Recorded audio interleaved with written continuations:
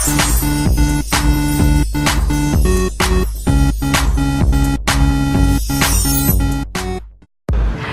everyone! Welcome na naman sa isang edisyon ng Make Me Over segment.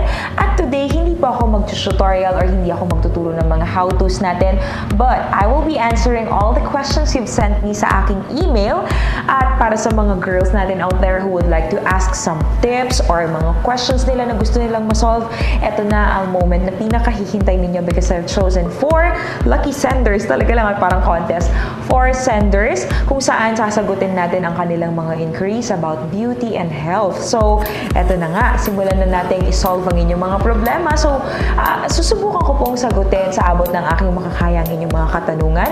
And I hope na, of course, itong mga tips ko, syempre, mga gabay lamang. So, kung gusto pa rin ninyong kahit paano, like, especially kung health-related, syempre, you have to seek the advice of the doctor. But here is what I have to say, what I have to advise sa mga viewers natin out there who are asking these questions. Okay, so, first is, of course, from Melissa of Santo Domingo. At ang kanyang katanungan ay, "Help! My skin has been sunburned. What should I do?"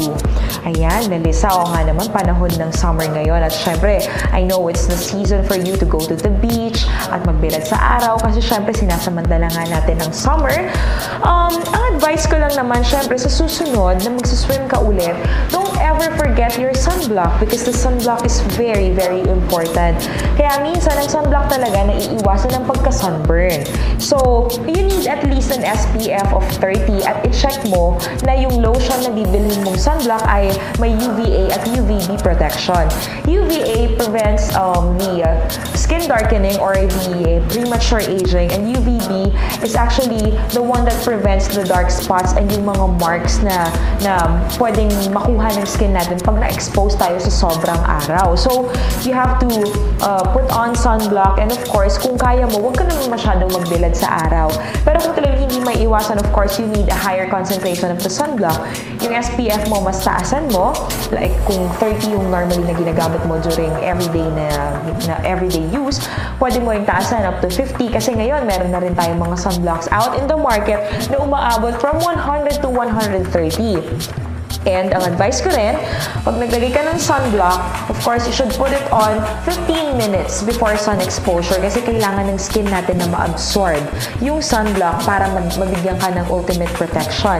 And of course, kapag naligo ka or pero pag medyo natagalan ka na out there na nagbibilad sa araw, kailangan mo mag-reapply ulit. And kapag na-sunburn ka na nga talaga at wala ka nang magawa, syempre, ang mga solutions dyan, of course, gumamit ka ng pinalamig na iced tea bag. So, iced tea bag pala, pag uminom ka ng tsaa at yung pinagbabaran mo ng tsaa, yung tsaa mismo, palamigin mo yan ng sandali sa ref or kahit na huwag mo nang i-refrigerate, yun ang ipahid mo dun sa sunburn because it's a temporary relief kasi medyo masakit talaga ang sunburn. So, yung tea bag na yun ang gagamitin mo para mawala yung sunburn.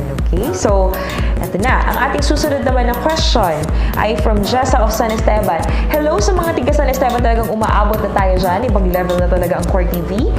Of course, ito na kanyang tanong. Hi Jana, my hair is so dry pero hindi ko ma-afford magpunta sa salon. What should I do? Any tips? Ayan, oo nga naman. Karamihan nga naman talaga yung mga girls, especially sa mga na-expose sa blow dry, frequent styling, o kaya sa pagpaplansya ng buhok, or even the hot weather ngayon, yung summer sun natin na tumatama sa araw. Medyo talagang nakaka-dry at nakakasira ng buhok. Well, what you should do is, para mabawasan ng konti yung dryness, gabi-gabi mo siyang lagyan ng baby oil. Lagyan mo yung buhok mo ng baby oil and then, the morning after, syempre, i-rinse off mo na and i-shampoo mo na and you will notice na kahit pa paano nababawasan din yung dryness ng buhok. And kung kaya, iwasan mo muna ang paggamit ng blower, paggamit ng plancha, at paggamit ng ibang mga styling aids na makakasira sa buhok. And of course, kung hindi talaga kaya, edi gumamit ka ng mga home treatments. Meron akong ituturo sa'yo. Of course, pwede mong gamitin ng mayonnaise. Ipahid mo lang yun sa buhok. Kung ayaw mo gumamit ng mayonnaise, pwede rin yung egg. Or kung ayaw mo gumamit ng egg, yung mayonnaise na lang. Kasi, of course, the egg, yun mismo yung factor na makakapagpa-smooth and shine ng buhok. So, pag napahid mo na yung egg dun sa buhok mo, or yung binating egg, or kahit yung egg white or yellow, pwede yun. Sa any part of the egg, lagay mo siya sa buhok, rinse mo na after, and then shampoo mo natin yung soft na soft. Or syempre, gumamit ka ng arutang. Talagang forever na yata yan na talagang very beneficial sa mga kababaihan, lalo na sa mga may dry na buhok. Talagang napakaganda at napaka-effective ng arutang. Ayan. So, yun lang yung mga pwede ko may share sa'yo ng mga home recipes or home remedies for dry hair. And our next question comes from Nikki of Corimao. Ayan, ang layo ng pinanggalingan. Hello, Jana. First of all, I want to congratulate you for being one of the finalists of Miss Philippines Earth 2012. Thank you so much, Nikki. Ayan, at ito ang kanyang question. Anyway, I just want to ask you, how are you preparing for the big day? Ayan. Okay, alam mo, Nikki, masyadong marami pa rin akong ginagawa. I actually am parang very busy with my work, with tapings, with a lot of stuff. Pero, of course, I am getting ready for the big day by, of course, going on a healthy diet.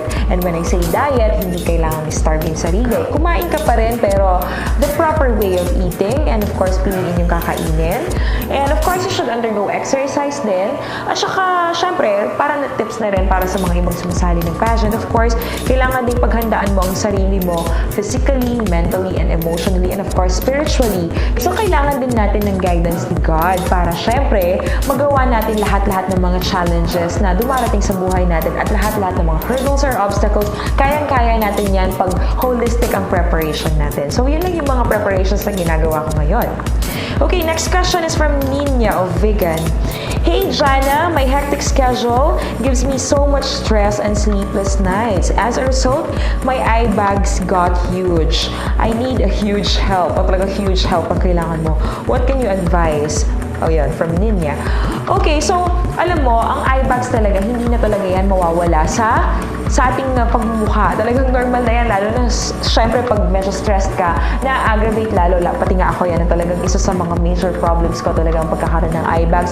So, what you should do, of course, yung mga temporary relief, like, paglalagay ng pipino sa mata, i-refrigerate mo either the pipino or the potatoes, or kahit yung smooth na stones, yung mga flat stones na nakikita natin sa river, sa tabi ng river, meron kang mga makikitang ganun as long as it's smooth. Minsan sa spa or sa salon yun ang ginagamit nila. Ipalamig mo yan sa refrigerator at ilagay mo. And also yung tea bags, very effective siya. Hindi lang siya nakaka-relieve ng sunburn, gaya nga ng in-advise ko kanina kay Melissa. Pwedeng-pwede rin siyang gamitin para sa eye bag. So, pag na-refrigerate mo siya ng konti, huwag mo hayaang mag-dry. Siyempre, dapat basa pa rin. Pero once na malamig na siya, ilagay mo na siya sa mata. It will relieve the puffiness and everything.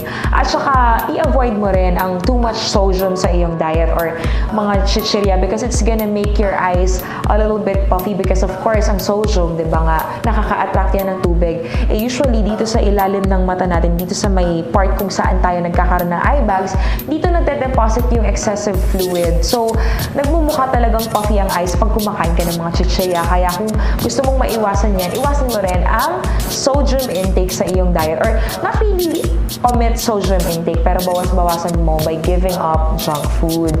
Okay, so yan po ang ating mga katanungan na binigyan ko ng kasagutan. Sana po ay naliwanagan kayo and I hope that most of the girls dyan na nanonood sa atin ay makapagpadala rin ng letters nila at ng mga questions nila sa akin. You can send them to viewtweets@gmail.com. It's BEAUTWEETS@gmail.com. So, kung meron kayong mga katanungan, isend nyo lang po yung mga email or i-tweet nyo po kami sa Core TV 10 or i-leave niyo ang message ninyo sa Core TV 10 na Facebook page po natin. I-like po ninyo at mag-iwan kayo ng mga messages or you can follow me on Twitter and follow my page. Sa Facebook, I have my own personal page. Type nyo lang po ang aking buong pangalan, Christina Jana Siratonal, at kung may katanungan kayo, pwede nyo na mismong tanungin doon para diretsyo na pong makarating sa akin. At ayan na nga po ang ating Make Me Over segment. Huwag po kayong aalis, magbabalik pa po ang Wake Up Ilocos.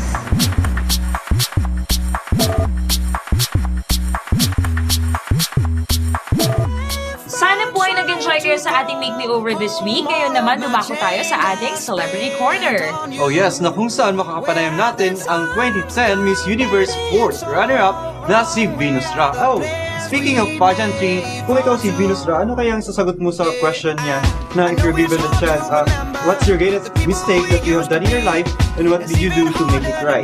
Yes, alam mo, parang I've asked myself the same question din kung ano nga ba yung parang greatest mistake. siguro for me, the greatest mistake that I've ever done in my life is letting go of opportunities. I actually wrote that down during the parang filling up of the form sa Mrs. Philippines Earth. Yun nga na parang letting go of the opportunities that I had in life. Because I had so many opportunities, but I let them go. Parang I just watched them slip away. So parang nanghinayang ako. So yun yung isa sa mga greatest mistakes. Kaya ngayon, how to make it right, I'm doing the best that I can at hindi ko na pinalalagpas like this opportunity of joining Miss Philippines Earth. Kaya manalo matalo man, at least I did my best to try out man lang for this. And thank God naman at nakapasok naman din ako, di ba? Palakpakan naman natin siya. Ay! Nakatingin Sir, so, ayan. Kinabahan tuloy ako doon. Na-pressure tuloy ako. Okay lang, practice lang yan. Practice lang yan. Sige, para mawala ang kaba ko, eto, panuurin na natin si Miss Venus Ra. Tama.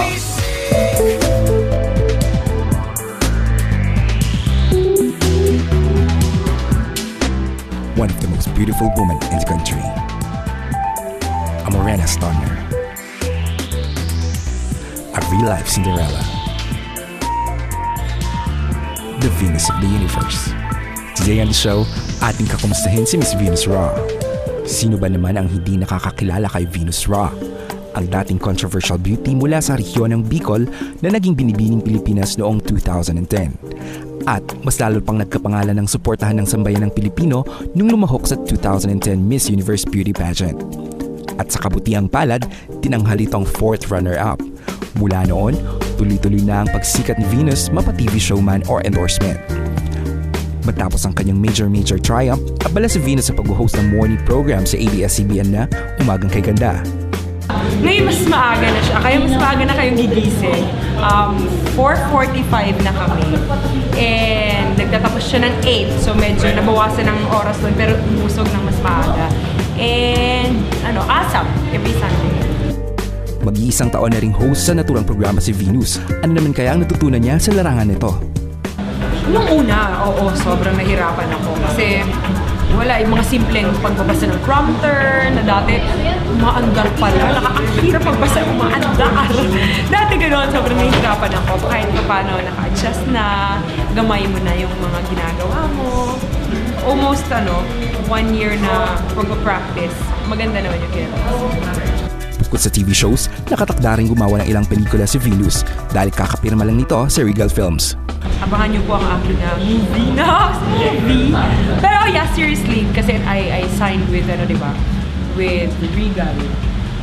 So yun, abangan niyo, malapit na yan. Dadating din yan. Masaya ring ibinahagi ni Venus ang mga nagustuhan niya sa ating lugar. Actually, sa ngayon, hindi pa nakakapaglibot. Pero nandito kasi ako nung Bagnet Festival. Finiture namin sa Umagang Kay Ganda. Kaya kahit pa paano, nakapunta na ako dito, dyan sa, anong street yan? Crisologo. Nakapag-ikot na rin kami before, nakapag-take na rin ako ng photos. Kaya ngayon, bilang nasa hotel lang ako, kailangan kasi nakapunta naman talaga ako na before. Maganda, sobrang ganda. Na dati nababasa mo lang sa books, nakikita mo lang sa mga postcards, tapos ngayon napuntahan ko na siya. Sarap sa TV. At binanggit rin ni Venus ang ilan sa mga nagustuhan niyang pagkain Iloco. I love the puki-puki. I love the name. No, I love gulay kasi. Siyempre bagnet, the ever sikat na bagnet. And pakbet, sobrang sarap. Bukod pa riyan, marami rin itong natutunan na salitang Iloco, katulad na lang ng Naimbag na rabii kada kayo amin, naimbag na malam, naimbag na ano nga yung naimbag na aldaw, yun. Ayatin, ayatin, napintas, di ba? Tungkol naman sa kanyang love life, mag-aanim na buwan na rin ang relasyon nila ng Umagang Kay Ganda co-host na si Andre Felix. Kamusta na kaya sila? Masaya, eto naman, okay naman, inspired, no? So, arte lang. Para naman sa kanyang tagahanga, narito ang kanyang mensahe. Sa lahat po ng mga Ilocano na makakapanood po nito, Okay lang po ba na gumising kayo ng maaga at manood ng Umagang Kay Ganda? 4:45 po yun ng umaga hanggang alas 8. Mas maraming news, mas maraming gimmick, mas marami po kayong aabangan. And of course, ASAP po every Sunday.